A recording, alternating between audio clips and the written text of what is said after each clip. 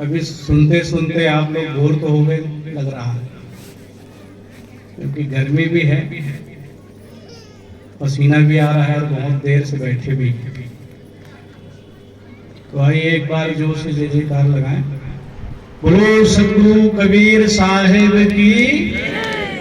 आवाज में दम नहीं, भीड़ में कम नहीं, आवाज में दम नहीं। भोजन तैयार है, थोड़ी देर के बाद भोजन करेंगे, क्योंकि अभी आप लोगों के भीतर में जो है जलेबी और आलू गुंडा छटपटा रहा है भीतर।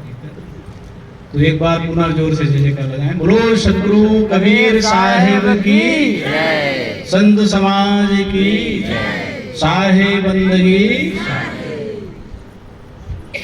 अर्चनी वदनीय संत समाज। सत्येंद्र साहब जी जो नादिया कबीर मठ से आप लोग उपस्थित हुए हैं, अपने संत मंडली से दूर दूर से पधारे हुए सज्जन प्रेमी श्रद्धामती माताएं बहने, इस वसुंधरा में फूल के समान खिले हुए प्यारे बच्चों, आज 2 दिन बीतने वाला है सत्संग का। कल से सत्संग का कार्यक्रम चल रहा है और आप लोग सत्संग सुन रहे हैं। अब कितना धारण करते हैं ये तो पता नहीं। कहते हैं ना, जब लोहे में जंग लग जाता है तो उसको अच्छी तरह से इसमें रगड़ते हैं, उसका वो मांजने का पत्थर आता है, उसमें रगड़ने से उसमें चमक पुनः आ जाता है।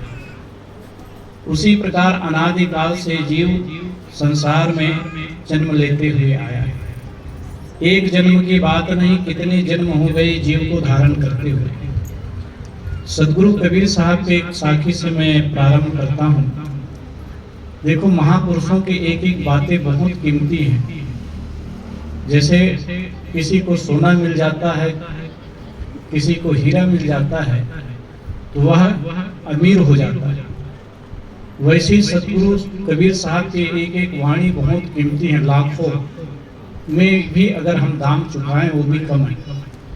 एक साखी है, सतगुरु कबीर साहब कहते हैं, जहिया जन्म मुक्ता हता तहिया हता न सो, छठी तुम्हारी हो जगह तुम कहाँ चला भी हो। आप लोग जानते हैं कि मुक्त होने की भूमिका मनुष्य शरीर है। इस शरीर से ही जीव मुक्ति को प्राप्त करता है। ये याद रख लीजिए कि दुनिया में और कोई ऐसा शरीर नहीं है जिससे जीव का कल्याण हो सके। पशु पक्षी कीट हम अपनी नजरों के सामने देखते हैं। बंदर, भालू, शेर, कुत्ते, बिल्ली, जितने भी जीव अन्य जीव हैं, उनको मुक्त होने का कोई साधन नहीं है उनके पास, और मनुष्य के पास ये साधन मिला हुआ है। क्या आप मुक्त होना चाहते हैं इस संसार से? अगर मुक्त होना चाहते हैं तो संत गुरुजनों का सत्संग करते रहिए। क्योंकि अभी बता रहे थे संस्कार के विषय में, जैसे संस्कार हमको मिलता है, पहले प्रथम तो माता पिता को संस्कारी होनी चाहिए। अगर वो संतान उत्पन्न करता है तो जैसे जैसे माता पिता होते हैं उनके संस्कार, वैसे वैसे बच्चे का भी संस्कार होता है। सदगुरु कबीर कहते हैं, इसलिए मनुष्य जीवन जो मिला है ये मुक्ति के लिए मिला है। लेकिन हम लोग समझ नहीं पाते हैं कि मुक्ति किसको कहा जाता है। हम अनेक बंधनों से बंधे हुए, और इन्हीं बंधनों को छुड़ाने के लिए संत गुरुजनों का सत्संग करते हैं। पहली बात है, बंधन क्या है इसको समझना है। मुक्ति क्या है ये तो फिर बाद में समझ में आ जाएगा कि बंधन क्या है, ये जब समझ में आना पड़ेगा। जैसे आप लोग देखते हैं कि किसान जो है बैल को ले जाता है। एक बार की बात है, घटना मैं बता रहा हूं कि मुक्ति क्या है और बंधन क्या है। एक संत जा रहे थे अपने कुछ शिष्यों को लेकर, और बगल में एक किसान भी बैल को बांध करके लेके जा रहा था। आप लोग ध्यान से सुनना और बताना। गुरु ने कहा, देखो, कहे वो किसान और बैल दोनों जा रहा है। किसान बैल को लेके जा रहा है, बैल के गले में रस्सी बंधा हुआ है, किसान के हाथों में रखा हुआ। वो रस्सी किसान के हाथों में था और वो रस्सी किससे बंधा हुआ था? बैल से बंधा हुआ। गुरु ने कहा देखो कहे, बताओ, शिष्यों को पूछा कि बताओ कि गुरु बंधा है कि शिष्य बंधा है? नहीं, गाय बंधा, बैल बंधा है कि किसान बंधा है? गुरु ने पूछा अपने शिष्यों से कि बैल बंधा है कि किसान बंधा है? शिष्य लोग कहते हैं गुरुजी आप कैसी बात कर, भाई वो दिख ही रहा है कि बैल बंधा है, किसान अपने हाथों में रस्सी रखा हुआ और लेके जा रहा है। तो गुरुजी ने कहा कि बेटा ठीक से देखो, ठीक से समझो, वो जो दिख रहा है वो सच नहीं है। बंधा तो दिख रहा है, किसान ने बांध रखा है बैल को, बैल हम सोच रहे हैं कि बैल बंधा हुआ। गुरु ने शिष्य से कहा कि ठीक से देखो, ठीक से मनन करो। शिष्यों ने कहा नहीं गुरुजी, कहे बैल बंधा हुआ है, किसान बांध करके लेके जा रहा है। गुरु ने एक और प्रश्न किया कि बताओ अगर बैल की रस्सी खोल दिया जाए, बैल की रस्सी हाथ से छूट जाए किसान के हाथों से, तो किसान बैल के पीछे दौड़ेगा कि बैल किसान के पीछे दौड़ेगा?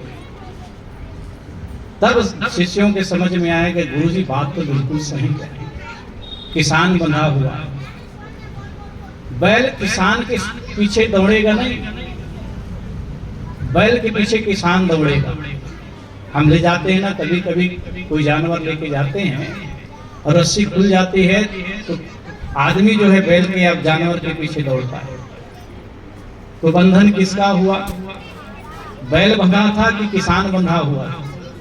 मन से किसान बंधा हुआ था। रस्सी से भले ही बैल बंधा हुआ था, लेकिन किसान मन से बंधा हुआ। बंधन इसी हमारा मन का बंधन है, हम मन से बंधे हुए हैं। सतगुरु कबीर साहब कहते हैं कि बहु बंधन से बांधिया एक बिचारा जीव, केवल छूटे आप ना पीर छुड़ावे पीर। सतगुरु कहते हैं कि हमने अपने को बहुत बंधनों से बांध रखा है। मान्यता का बंधन है ना। अभी आप लोगों के गांव में इस मुनगा शहर में कहते हैं भगवान शिव निकला, वो बात करता है, पत्थर का भगवान होता है। देखिए पत्थर का भगवान, दुनिया पत्थर के भगवान के पीछे दौड़, चेतन भगवान के पीछे नहीं दौड़ रहा।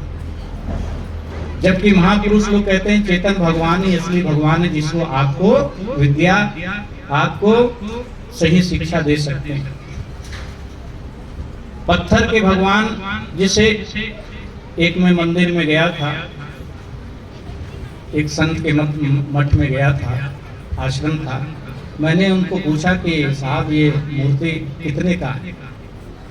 साहब उन्होंने कहा कि 25,000 रुपये का है। अब बताइए, अब मूर्ति 25,000 में खरीद के लाए हैं और उस मंदिर में उसको बिठा दिए। हमने खरीद करके उसको लाया, उसको भगवान का दर्जा दिया और उसमें धूप दीप अगरबत्ती जला करके भगवान का नाम लेते हैं। लेकिन वह भगवान ना तो खाता है, ना पीता है, ना किसी प्रकार से बोलता चलता है। किसी ने महापुरुष ने बहुत सुंदर सी बात कही कि आप अपने घर को किसी देवी देवता के सानिध्य में छोड़कर चले जाइए, आपके घर में क्या बचेगा? कुछ बचेगा? आप उनको एक जिम्मेदारी सौंप करके चले जाइए कि भगवान हम सत्संग में जा रहे हैं, उस समय के लिए 2-3 घंटे एक घर की रखवाली करना। तो घर की रखवाली भगवान करेगा कि चोर करेंगे? देख जान जाएंगे कि इनके घर में कोई नहीं है, तो जानते हैं पत्थर का भगवान, मूर्ति का भगवान, ये इससे कुछ बनता नहीं, कुछ होता नहीं। सदगुरु कहते हैं हमारी मान्यता, हमारी अपनी मान्यताओं से हम बंधे हुए हैं। वो तो चित्र है, जैसे शरीर से जब जीव निकल जाता है, शरीर मुर्दा हो जाता है। ये शरीर को हम घर में रख सकते हैं। जब कोई व्यक्ति दुनिया से छोड़ करके जाता है, तो घर के लोग क्या करते हैं, परिवार के लोग क्या करते हैं, शरीर को सजा के रखते हैं कि इसको शमशान घाट में जलाने के लिए ले जाते हैं। 5 घंटे भी रखना बड़ा मुश्किल होता है। जब इस चेतन जीव इस शरीर से निकल जाता है तो इस शरीर का कोई महत्व नहीं होता। अब उसको हम क्या करते हैं, फोटो रखते हैं। फोटो क्या है, चिन्ह है, तस्वीर एक पहचान है, लेकिन हम उसको मान लें कि बेटा तो मरा ही नहीं। अगर बेटा मर गया तो तस्वीर आकर के हमारा बेटा मरा ही नहीं, कहेंगे पागल हो गई, बेटा मर गया, अरे उसको तो शमशान घाट में गड़ा के आ गए, जला के आ गए। अब आपने मान लिया कि नहीं बेटा तो मरा ही नहीं, बेटा तो तस्वीर के रूप में, तो क्या वो बेटा बोलेगा? नहीं बोलेगा। सदगुरु कहते हैं माटी की करी देवी देवा, काट काट जीव दैया जी, जो दोहरा सांचा देवा, तो खेत चरक क्यों न लिया जी। आज मूर्ति के सामने जो है देखो सचेतन जीव की हत्या करते हैं। मूर्ति बोलता नहीं है, खाता नहीं, उसके सामने आप कुछ भी कर लें, चाहे उसको डंडे से भी मार लेंगे तो कोई फर्क पड़ने वाला नहीं, लेकिन उसके सामने में किसी भी जीव के आप हिंसा करते हैं तो आप सबसे बड़े पापी। आप सोचते हैं कि हम भगवान की पूजा करें, नहीं, आप पूजा नहीं कर रहे हैं, आप अपने लिए गड्ढा खोद रहे हैं, आप अपने लिए पाप का बीज बो रहे हैं। सदगुरु कबीर साहब कहते हैं सत्संग में आओ। ये जीवन सत्संग के लिए मिला है। अगर बंधन को छुड़ाना है तो आप सत्संग करिए, क्योंकि सत्संग में सत्य का ज्ञान होता है। हमारा शरीर सदैव रहने वाला नहीं, इसलिए महापुरुष लोग कहते हैं, एक मंत्र बुलवाते हैं, ये जीव अजर अमर अविनाशी है। शरीर सबको पता है नाशवान है, एक दिन दुनिया से हम लोग जाएंगे, लेकिन आत्मा कभी मरते नहीं हैं। ये जीव कभी मरता नहीं है। हम जिस शरीर में बैठे हैं हम मरने वाले नहीं है, शरीर मरेगा। इसलिए महापुरुष कहते हैं अहम शुद्ध चैतन्य ज्ञान स्वरूपम अजरहम अमरहम अखंडम अनूपम। कहते हैं अजर अमर, ये जीव अजर अमर अविनाशी। इसी अविनाशी को बोध देने के लिए सत्संग किया जाता है। जितने भी कबीर साहब कबीर सत्संग होता है आपके अविनाशीपन को बताने के लिए कि देख अविनाशी अमृत तत्व हमारे भीतर में। सदगुरु कबीर साहब कहते हैं जहिया जन्म मुक्ता हता, जब जब जीव मुक्त होने की भूमिका अर्थात मनुष्य शरीर में आता है तब तक अपनी मुक्ति नहीं करते हैं हम लोग मुक्ति। अभी कितने लोगों का मन खाने में लगा होगा कि कब बंद करे और कब भोजन करे, क्योंकि मन क्या कहता है, क्योंकि मन के चलाए में हम चलते हैं। सदगुरु कबीर साहब ने एक बात कहे हैं, कबीर यह मन लालची समझे नहीं गंवार, और भजन करन को आलसी खाने को दिन में 3 बार भोजन करते हैं। भजन कितने बार करते हैं? जरा हाथ उठा, भजन कितने बार करते? वो भी शाम को अनमने मन से 1 आध 2 अगरबत्ती जला ले, भगवान का नाम, वो भी उधारी छाप है ना। इसलिए कहते हैं 3 बार भोजन भजन 1 बार, उनमें भी आती है अड़चने 1000। 1 बार भजन करना है दिन में, उसमें कई ठो अड़चन आ जाए। भजन करने बैठोगे तो बेटा चिल्लाएगा, नाती चिल्लाएगा, ये कौन करते रहे। अब बताओ भजन होगा इससे? आप परेशान होकर के छोड़ो, यहीं पर छोड़ देते। भजन में बड़ी अड़चन है, मन बड़ा अड़चन खड़ा करता है। और जिस दिन समझ जाए कि भजन ही ये हमारा खुराक है, जिस प्रकार से शरीर के खुराक के लिए हम भोजन ग्रहण करते हैं, उसी प्रकार से मन की परम शांति के लिए भजन की आवश्यकता होती है। जिस दिन आप समझ जाएंगे उस दिन भजन करना शुरू कर देंगे, क्योंकि भजन हमारी आत्मा का खुराक है। मन की परम शांति के लिए भजन की जाती है। कभी आप लोगों ने एकांत में बैठना, कभी बैठे हैं एकांत में? एकांत में बैठेंगे तो मच्छर काटता है। एकांत में बैठते हैं बोलते हैं बोर लगता है, जबकि एकांत में बैठने से कहते हैं ना, एकांत में बैठने से ही मन में बड़ी शांति होती है। जैसे इस आश्रम में कोई आदमी आता है तो बड़ी शांति, तो क्या आश्रम में बस शांति होती है? शांति अपने भीतर में होनी चाहिए। क्योंकि मन किसी को नहीं पाता है तो बोलते हैं बड़ी शांति है। क्योंकि भीड़ से आते हैं, कोलाहल से आते हैं, घर में 4 लोग हैं, बच्चे हैं, खूब उद्दंड मचा रहे हैं, खूब हल्ला गुल्ला कर रहे हैं, तो घर में बड़ी अच्छी लगता है, घर अच्छा लगता है, घर भरा भरा लगता है। और जिस दिन बच्चे नहीं होते हैं उस दिन क्या लगता है, घर काटने को दौड़ता है। शांति किसको कहा जाता है? जब आपका मन शांत हो जाए उसको शांति कहते हैं। लेकिन मन कभी शांति हुआ है? मन कभी शांत हुआ? दिन में कभी शांत होता नहीं। देखो हमारे पास मन है लेकिन हमारे पास मन होता नहीं। होता है? अभी आपका मन मेरे कुछ का मन मेरे विचारों को सुनने में लगा, कुछ का मन घर में गया होगा, कुछ का मन और कहीं गया होगा। लेकिन हमारे पास मन है लेकिन हमारे पास नहीं है। और कहते हैं साहब जी मन में शांति नहीं होती। तो मन को अपने पास में रखोगे ना तो शांति होगी। शांति बैठी है, उधर बैठी है शांति। शांति नाम भी है उनका। हर आदमी शांति को चाहता है लेकिन शांति कैसे होगी? देखो 4 लोग बैठते हैं तो आपस में क्या बातें करते हैं? घर घर की कहानी शुरू करते हैं ना आप लोग, अपनी गृहस्थी पुराण शुरू करते हैं। एक का खत्म नहीं होता तो दूसरे का शुरू हो जाता है, और दूसरे का खत्म नहीं होता फिर तीसरे शुरू हो जाता है। अब आपस में क्या होता है? आखिरी में क्या होता है? दोनों आपस में बड़ी दुख के साथ कह लेते हैं, उसके बाद कहते सब यही की बात, सब किसी की बात। आखिर मिला क्या? सदगुरु कहते हैं देखिए शांति हमारे भीतर में है। अभी देखिए यहाँ पर बहुत शांति, केवल विचार चल रहे हैं। ये जीवन इसी प्रकार से चलते रहता है। अब आप कहीं सुख ढूंढेंगे तो आपको सुख कहीं मिलने वाला नहीं। कोई पुत्र में सुख ढूंढता है, कोई धन में सुख ढूंढता है, कोई पद में सुख ढूंढता है। लेकिन सोचते हैं जब दुख आता है तो सोचते हैं कि कहीं सुख नहीं मिला। सुख कहीं हो तब मिलेगा। सुख हमारे मन के भीतर में होता है। इसलिए कहा गया संतोषम परम सुखम अस्ति। संतोष परम सुख का केंद्र है। संतोष ही परम सुख है, और संतोष जिसके मन में है वो परम सुख में। ये जीवन मिला है, जो जैसा है। संत महापुरुष जो जैसा है ना उसको वैसा ही बताते हैं। इसलिए जो जैसा है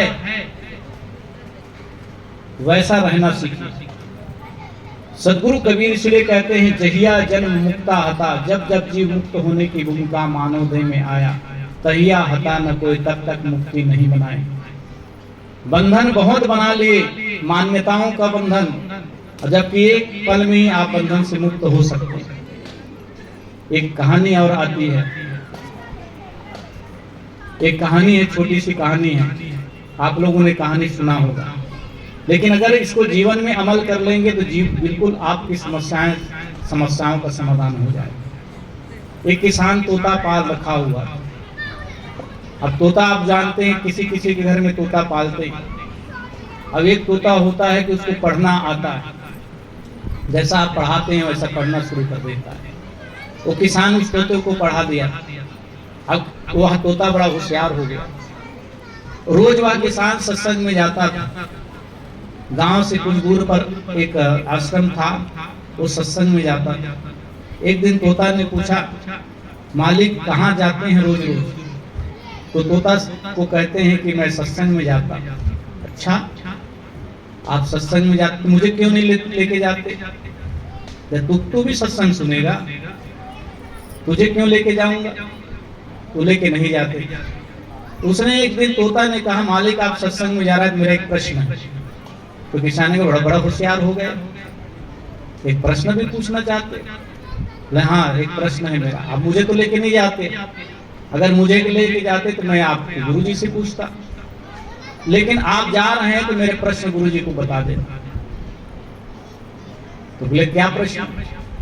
तोता ने कहा मेरा बंधन कब खुले? गुरुजी से प्रश्न पूछिए। अब किसान गया, सत्संग सुना और गुरुजी से कहा, गुरुजी मेरे यहाँ एक तोता है, बड़ा तंच है, बड़ा होशियार है, एक प्रश्न पूछा, ध्यान से सुनना। मन को इधर उधर करोगे, क्योंकि मन चुंबक है। मन इधर उधर गया, शरीर बैठा है लेकिन मन साथ में नहीं, सत्संग का रंग नहीं लगता है। तो तोता ने कहा अपने मालिक को, मेरा प्रश्न गुरुजी को सुना देना, मेरा बंधन कब छूटेगा। प्रवचन के बाद किसान ने गुरुजी से पूछा, गुरुजी मेरे घर में एक तोता है, पिंजड़ा में बंद है, टै करते रहता है, खूब बोलता है। तो उसने एक प्रश्न पूछा, मेरा बंधन कब छूटेगा। तो जैसे ही प्रश्न गुरुजी ने सुना वैसे लुढ़क गए, बेहोशी का नाटक कर दिया। किसान पानी लाया, पानी सीता तो आँख खोला, गुरुजी क्या हो गया, उनके बेहोशी आ गई।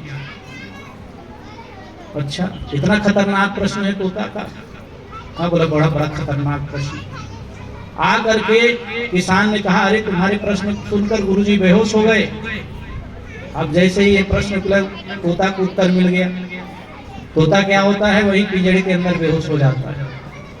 किसान को समझ में नहीं आता, पिंजड़े से निकालता है तोता को, और घर के अंदर से पानी लाने के लिए जाता है तो तोता उड़ करके उसके छाने में बैठ जाता है। और तोता कहता है, अरे मूर्ख, कहे तो रोज रोज सत्संग करने जाता है, देखा मैं एक दिन सत्संग सुना के गुरुजी बहुत दूर है, लेकिन तूने मेरे प्रश्न का उत्तर ला दिया। बोले कैसे? अरे मेरा प्रश्न को सुन करके गुरुजी बेहोश क्यों हुए? मुझे छुड़ाने के लिए, क्योंकि मैं भी वैसी का नाटक किया और मैं भी पिंजड़े से छूट गया। और तू रोज रोज सत्संग में जा, तेरा बंधन कब खुलेगा? तो भगवान तेरा मालिक। अब देखो क्या, एक हिंड काफी होता है ना। आदमी रोज रोज भी सत्संग करने जाए और तंबाकू बीड़ी सिगरेट को ना छोड़े तो क्या फायदा होगा? गुटखा को नहीं छोड़े तो क्या फायदा होगा? कुछ फायदा होगा? सत्संग को सुना जाता है और उसको अपने जीवन में उतारा जाता है, ग्रहण किया जाता है।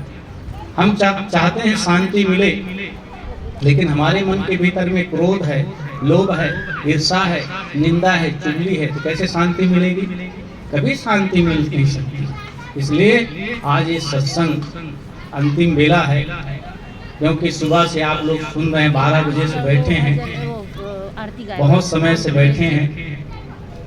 सदगुरु कबीर साहब का इस रामदयाल कबीर आश्रम, जो उनकी पुण्यतिथि मनाई जा रही है, बड़े सरल स्वभाव के संत थे।